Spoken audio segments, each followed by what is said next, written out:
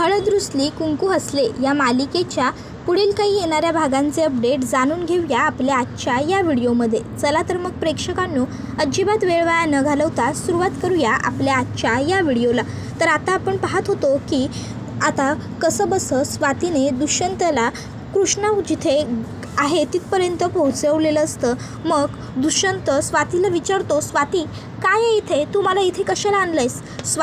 स्वाती काय आहे इथे? त्यावर स्वाती आता त्या जमिनीकडे बघून हंबरडत असते. स्वाती त्या जमिनीवरती पाय मारत असते. दुष्यंत म्हणतो, स्वाती काय आहे इथे? स्वाती, कृष्णा आहे का इथे? स्वाती, कृष्णा इथे? आणि मग दुष्यंत स्वातीच्या डोक्यावर हात ठेवतो आणि विचारतो, स्वाती नीट सांग, कृष्णा आहे का इथे? त्यावर स्वाती होकार देते. त्याबरोबर मग लगेचच दुष्यंत म्हणतो, कृष्णा, ह्या मातीत तुझा श्वास अडकलाय. नाही कृष्णा. आणि मग आता लगेचच मी तुला काही होऊ देणार नाही, मी तुला लवकरात लवकर वाचवणार, मी बरं करतो तुला, असं म्हणत दुष्यंत आता लगेचच संपूर्ण माती खणून कृष्णाला बाहेर काढतो. आता कृष्णाला दुष्यंत बाहेर खेचून काढतो आणि कृष्णाला घट्ट मिठी मारतो आणि रडू लागतो. तो म्हणत असतो, कृष्णा काय झालं हे सगळं? कृष्णा डोळे उघड ना. कृष्णा ऐक ना, डोळे उघडून एकदा माझ्याकडे बघ. कृष्णा बोल ना माझ्याबरोबर. कृष्णा ऐक ना माझं. कृष्णा तू डोळे उघड ना. तू अशी गप्प डोळे मिटून पडलेली मी नाही ग बघू शकत. कृष्णा ऐक ना माझं. कृष्णा डोळे उघड. पण कृष्णा काही डोळे उघडत नसते. दुष्यंत कृष्णाला म्हणत असतो, कृष्णा उठ ना. कृष्णा माझ्याकडे एकदा बघ. पण कृष्णा काही डोळे उघडत नसते. आता स्वाती पुन्हा मोठमोठ्याने हंबरडू लागते. त्याबरोबर दुष्यंत स्वातीला म्हणतो, काळजी करू नको स्वाती, मी तुझ्या कृष्णाला काही नाही होऊ देणार. स्वाती, कृष्णाला आपण बरं करू. चल आपण कृष्णाला घेऊन घरी जाऊ. मग दुष्यंत कृष्णाला तशीच उचलतो आणि गाडीमध्ये ठेवतो आणि स्वातीला सांगतो, स्वाती तू सुद्धा मागून घरी ये. आणि मग आता दुष्यंत हा तिकडनं कृष्णाला घेऊन घरी चाललेला असतो. घरी जात असताना सुद्धा दुष्यंत कृष्णाबरोबर बोलत असतो, कृष्णा डोळे उघड ना. कृष्णा. मग अर्ध्या रस्त्यात गेल्यावर दुष्यंतच्या लक्षात येतं की कृष्णाचे पल्स रेट चेक केले पाहिजे. मग दुष्यंत कृष्णाचे पल्स रेट चेक करतो तर कृष्णाचे रेट सुरू असतात. त्यामुळे दुष्यंताला कळतं की दुष्यंत विचार करतो कृष्णा जिवंत आहे. मग तो आता तिला घेऊन चाललेला असताना रस्त्यात त्याला एक माणूस पाणी घेऊन जाताना दिसतो. दुष्यंत त्या माणसाला थांबवतो आणि त्याला म्हणतो, काका मला जरा पाणी द्याल का? अहो माझी बायको बेशुद्ध आहे, तिच्या चेहऱ्यावर मारायचं आहे. त्याबरोबर ते काका दुष्यंतला पाणी देतात. दुष्यंत कृष्णाच्या चेहऱ्यावरती पाणी मारतो आणि त्यावेळी कृष्णा शुद्धीवर येते. त्याबरोबर दुसरीकडे बाळजाबाईंना मात्र या सर्व गोष्टींची कानाकुनीच नसते. त्या विचार करत असतात की चला, माझ्या माणसांनी काम तर एकदम चोख केलं. खरं तर ती माणसं माझी नाही, जयकांची माणसं आहे. आजपर्यंत माझ्या माणसांना जेव्हा काम सांगितलं आहे तेव्हा माझ्या माणसांनी कामामध्ये गोंधळ घातलेलाच आहे. पण आज जयकांच्या माणसांमुळं का होईना, पण ती कृष्णा कायमची ह्या जगातनं निस्तनाभूत झाली होती. मला शबूत दिला होता काय तिनं? मला हरवणार म्हणाली होती होय ती? आता सौता जिंकायला आणि हारायला दोघांसाठी बी जिवंत राहिली नाही. कृष्णी विसरत होती की म्या 5 गावची सरपंच आहे आणि त्या 5 गावची सरपंच होण्याच्या पदापर्यंत मी एवढ्या सहजासहजी पोचलेली नाही. हे समज मिळवण्यासाठी मला खूप काही गमवावं लागलं आहे. असो, त्या कृष्णीसारख्या साध्या पोरीला हे समज कुठं कळणार होतं. उगाच पाण्यात राहून माशाबरोबर वैर घेतलं आणि सौताचं आयुष्य संपवून टाकलं. जर म्या तिला घरातनं हकलत होतो किंवा माझं सत्य तिला समजल्यावर सौताहून घर सोडून गपगुमान निघून गेली असती कुणाला बी न सांगता, तर आज जीवाला मुकावं लागलं नसतं तिला. असो, आता जे झालं ते झालं. आता माझ्या दुष्यंतासाठी एखादी चांगली श्रीमंत घराची सोज्वळ पोरगी बघून तिचं लगीन माझ्या लेकाबरोबर लावून देतो. माझ्या लेकाचं आयुष्य पहिलं सुखी करतो. त्याबरोबर इकडे आढळराव हे मात्र विचार करत असतात की मी सगळं जाणत असूनही काही करू शकत नाही आहे. या सगळ्यामागे बाळजा आहे हे मला अगदी व्यवस्थित माहिती आहे, पण तरीही मला गप्प राहावं लागतं आहे. मला काहीही करता येत नाही आहे, काहीही बोलता येत नाही आहे, कारण माझ्या भूतकाळामुळे जर मी काही बोलायला गेलो तर ती बाळजा दुष्यंतला माझ्याबरोबद्दल काय नको ते आणखीन सांगेल आणि मग दुष्यंत माझ्यावर आणखीन नाराज होईल. नाही, मला असंही होऊ द्यायचं नाही आहे आणि मला कृष्णालाही शोधायचं. देवी आई, आता तूच काहीतरी मार्ग दाखव आणि माझ्या सुनाला लवकरात लवकर हुडकून आण बाई एकदाची. माझी सून निर्दोष आहे, तिनं आजपर्यंत कुणाचं बी कधी बी वाईट व्हावं असा साधा विचार बी केलेला नाही. ह्यो तुझा गजब न्याय आहे.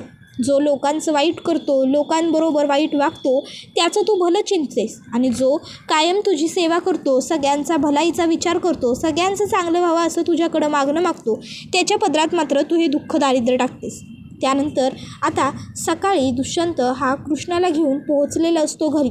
आता कृष्णाला बघून सगळ्यांनाच आनंद होतो, तर बाळजाबाईंना आणि जयकांतला त्याचबरोबर गणपतला मात्र आश्चर्य वाटलं की हे सगळं कसं काय होऊ शकलं. म्हणजे गुंडांनी तर कृष्णाला जमिनीत थेट गाडलंच होतं, मग तरीही दुष्यंत हिला घेऊन घरी कसा काय आला. पण आता बाळजाबाई त्यांच्या मनातले प्रश्न मनातच दाबून ठेवतात आणि ताबडतोब पुढे येत कृष्णाला म्हणतात, कृष्णे अगं काय गं, कुठं होतीस तू रात्रभर? आणि हे तुझी मातीत एवढी लोळल्याप्रमाणे अवस्था कशी काय झाली कृष्णे? त्यावर मग मात्र आता कृष्णा ही काहीच उत्तर देत नसते, ती गप्पपणे उभी असते. त्यावर बाळजाबाई म्हणत असतात, कृष्णे कुणी केलं हे समज आणि काय घडलंय काय? दुष्यंता अरे तू तरी असा गप्प उभा नको राहूस, मला सांग की काय झालंय. त्यावेळी मग दुष्यंत हा म्हणू लागतो, आई कृष्णाला कोणीतरी जिवंत मातीत गाडलं होतं. त्याबरोबर बाळजाबाई म्हणतात, काय? रांगडे पाटलांच्या एकुलत्या एका सुनेला कुणी जिवंत मातीत गाडली? नाही, आता म्या गप्प बसायची नाही आणि हे ज्याने कुणी केलं आहे का नाही, म्या त्याला बी नाही सोडायची. नाही जर त्याची कातडी लोळवून काढली का नाही तर म्या बी नाव नाही सांगणार. बाळजाबाई 5 गावच्या सरपंचबाईंच्या सुनेला हे असं वागवलंय कुणीतरी? नाही नाही नाही, आता दुष्यंत तू काही काळजी करू नको, बघ म्या काय करतो ते. कृष्णे हे कृष्णे तुला ठावा आहे वे हे समज कुणी केलंय ते? कृष्णे अगं बोल की. कृष्णा गप्प असते. बाळजाबाई म्हणत असतात, कृष्णे बोल कृष्णे. त्यावेळी मग अढळरावसुद्धा कृष्णाला म्हणू लागतात, कृष्णा सांगून टाक हे सगळं कुणी केलं आहे ते. बोल कृष्णा बोल, कोणी केलं हे सगळं? त्यावर मग कृष्णा काहीच बोलत नसते. तो दुष्यंतच्या मानेवरती अलगद डोकं टेकून झोपलेली असते. बाळजाबाई म्हणत असतात, कृष्णे अगं असं गप्प राहून काय बी होणार नाही आहे, बोल की कुणी केलं हे सगळं? कृष्णे बोल. कृष्णा बोलतच नसते. बाळजाबाई आणि अढळराव दोघंही बोलत असतात. कृष्णा खरं सांग, कृष्णा सांगून टाक. अढळरावांची इच्छाच असते की इथे सगळ्यांच्या समोरच कृष्णाने दुष्यंतला बाळजाबाईंचा सगळा कारनामा सांगावा आणि दुष्यंतच्या नजरेतून बाळजाबाईंना कायमचं उतरवून टाकावं. पण कृष्ण मात्र तसं करत नसते, कारण ही गोष्ट कृष्णाला व्यवस्थित माहिती आहे की मी जरी दुष्यंतला सगळं काही सत्य सांगून टाकलं तरीसुद्धा दुष्यंत माझ्यावर एवढ्या सहजासहजी विश्वास ठेवणार नाही आहे. उलट मी जर आता दुष्यंतला सगळं सांगितलं तर त्यामुळे आम्हा दोघांमध्ये भांडण होईल, वाद होतील, कलेश होतील आणि दुष्यंत माझ्यावरती आता जो काही विश्वास ठेवायला लागला आहे त्याचं रूपांतरसुद्धा अविश्वासात होईल आणि दुष्यंत मला सोडून देईल. त्यामुळे मला असं काहीही वागून चालणार नाही. त्यामुळे मग आता कृष्णा ही काहीच बोलत नसते. अढळराव कृष्णाला म्हणत असतात, कृष्णा अगं तू अशी गप्प राहू नकोस, तू जे असेल ते सांगून टाक.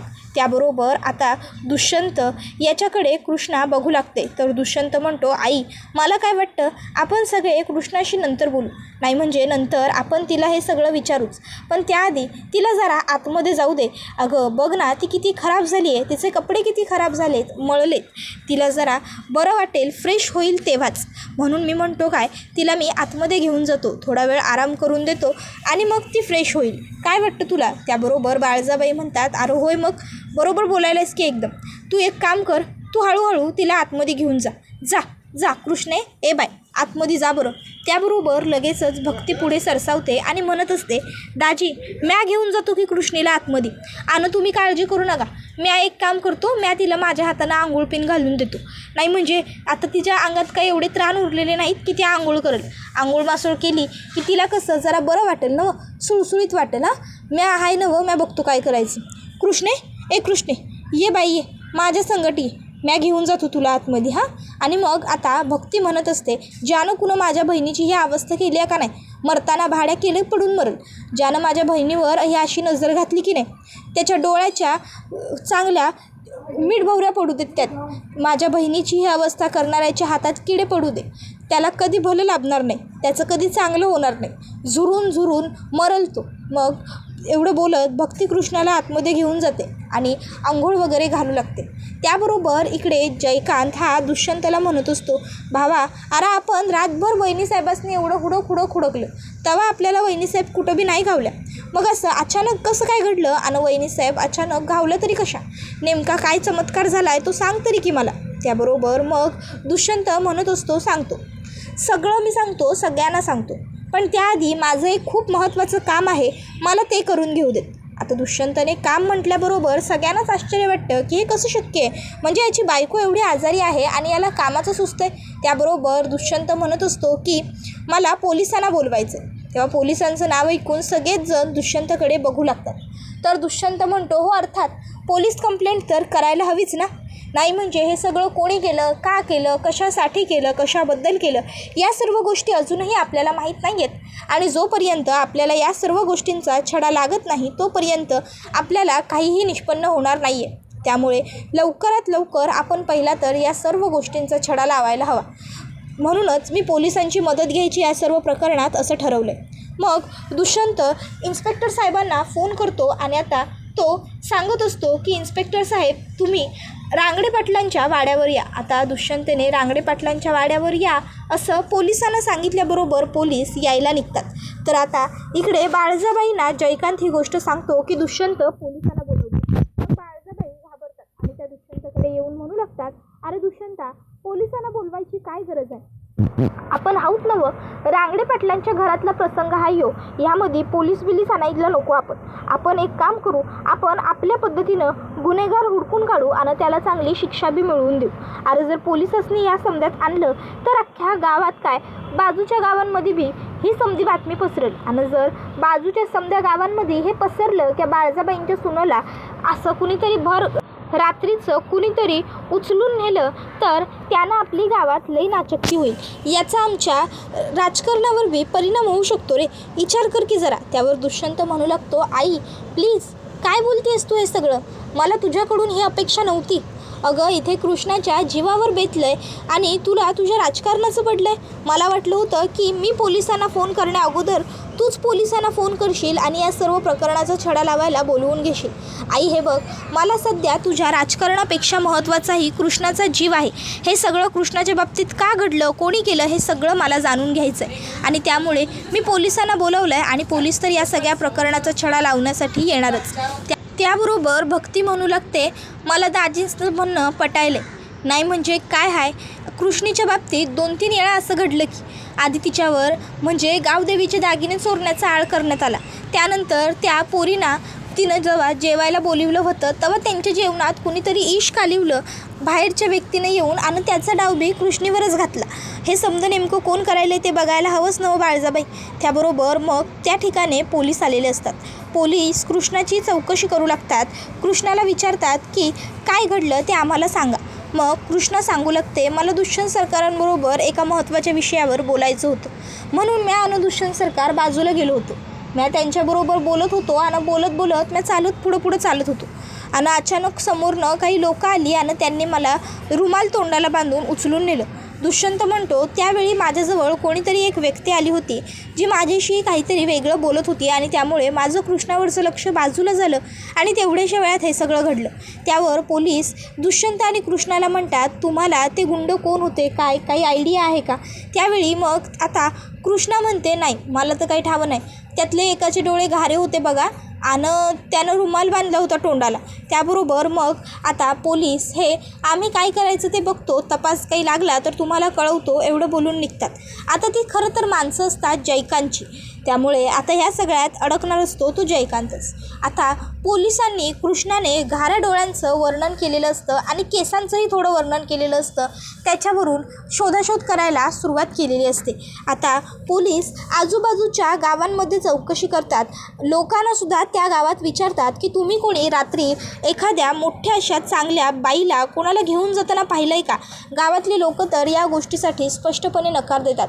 मग पोलिसांसमोर CCTV तपासण्याशिवाय काहीही पर्याय उरलेला नसतो. पोलीस CCTV फुटेज चेक करतात. CCTV चेक केल्यानंतर पोलिसांना कृष्णाने ज्या घाऱ्या डोळ्याच्या माणसांचं वर्णन केलेलं असतं तो माणूस सापडतो.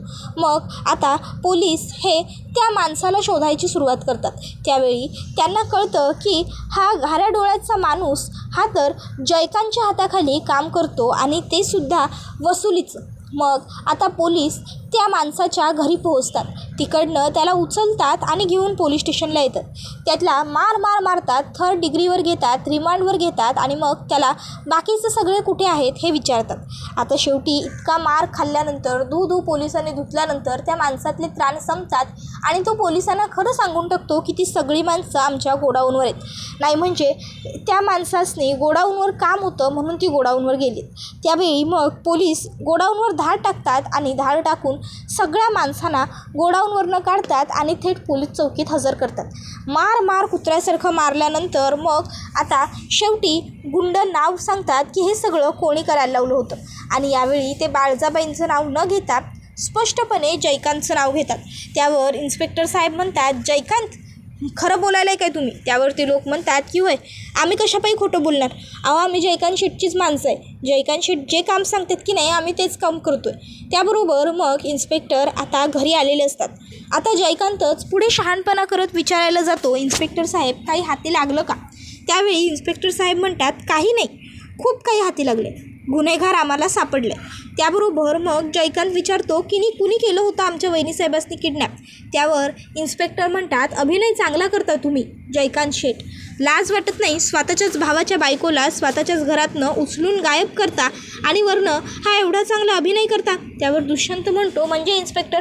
त्यावेळी आता दुष्यंतला इन्स्पेक्टर साहेब सांगतात की त्या गुंडांना आम्ही पकडलं आहे ज्यांनी कृष्णाला किडनॅप केलं होतं आणि त्यांचं असं म्हणणं आहे की ते लोक जयकांतसाठी वसुलीचं काम करतात आणि जयकांत जे आणि जितकं काम सांगतो ते तितकंच काम करतात आणि जयकांतनेच त्यांना कृष्णाला किडनॅप करायला सांगितलं होतं.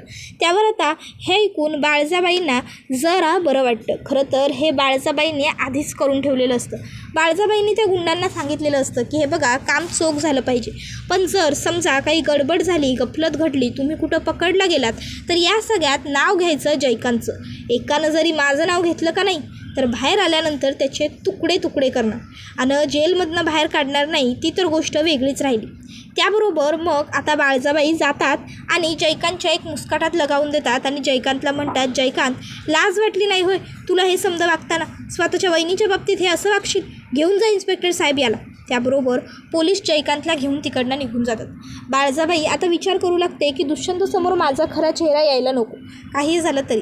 मग त्या पोलीस स्टेशनमध्ये जयकांतला भेटायला जातात. त्यावेळी जयकांत म्हणतो, काकीसाहेब तुम्ही तर समजा माझ्यावर टाकून मोकळ्या झाला सा, पण एक गोष्ट ध्यानात ठेवा, जर या समजात म्या अडकलो की नाही तर म्या तुम्हासने बी घेऊन अडकणार, कळलं ना? त्याबरोबर दुसरीकडे दुष्यंत हा जयकांत हा असा कसा काय वागू शकतो, हॉरिएबल आहे हे सगळं, खूप विचित्र आहे असा विचार करत असतो. आणि तो कृष्णाला सांगतो, कृष्णा तू आता घाबरू नको, याच्या पुढे मी कायम तुझ्यासोबतच असेल, मी कधी तुला कुठे एकटं सोडणारच नाही. मी तुला एकटं सोडलं म्हणून आज हे सगळं घडलं, जर मी तुला एकटं सोडलं नसतं तर असं झालंच नसतं. Krishna I am really very sorry, खरंच सॉरी, मला माफ कर. कृष्णा म्हणते, अहो दुष्यंत सरकार, या समजात तुमची तरी काय चूक? तुम्हासने ठावं होतं होय हे असं काहीतरी घडणार आहे म्हणून, नाहीतर तुम्ही थोडी मला एकटं सोडलं असतं. त्याबरोबर हा व्हिडिओ इथेच संपतो. व्हिडिओ आवडला असेल तर व्हिडिओला लाईक करा, चॅनलवर नवीन असाल तर चॅनलला सबस्क्राईब करा आणि बेल आयकॉन आठवणीने प्रेस करा, जेणेकरून तुम्हाला पुढच्या प्रत्येक व्हिडिओचं नोटिफिकेशन मिळत जाईल आणि सर्व व्हिडिओंचा आनंद हा अगदी उत्तम पद्धतीने घेता येईल. चला तर मग प्रेक्षकांनो, आजच्या पुरतं इथेच थांबूया. पुढचा व्हिडिओ येईपर्यंत या व्हिडिओचा छान पद्धतीने आनंद घेत राहा. टाटा, बाय बाय, धन्यवाद, take care all of you. हळद रुसली कुंकू असले ही मालिका तुम्हाला कशी वाटते हे आम्हाला कमेंटमध्ये नक्कीच सांगा. धन्यवाद.